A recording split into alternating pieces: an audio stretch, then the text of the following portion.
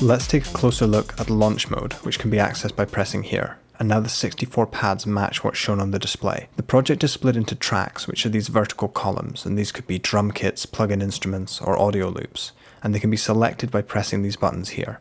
The lit pads represent individual clips inside those tracks, which you can launch by pressing. You can launch more tracks at the same time by pressing on the pads, or touching them on the touchscreen display at the top. Force's launch quantization and the inbuilt time stretching is going to keep all of your loops in time no matter when you press them. To stop a track, make sure that you have clip stop selected and then press the green button underneath that track. To stop all your tracks, press the stop all button at the bottom right of the device or stop at the top left.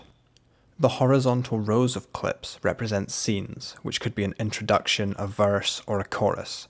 And to launch all of the clips in a scene, simply press the launch button to the right.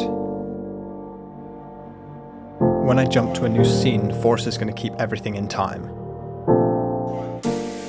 And it will keep looping these clips until I select new clips or a new scene.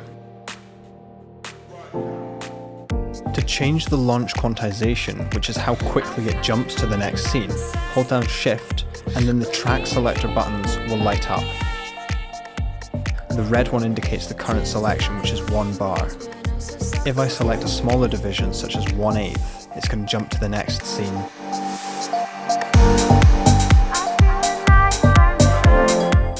Let's choose a longer launch quantization, so Shift, and now the track buttons will light up again, and I'm going to select 2 bars here. Now Force will launch the next clips to the nearest 2 bars.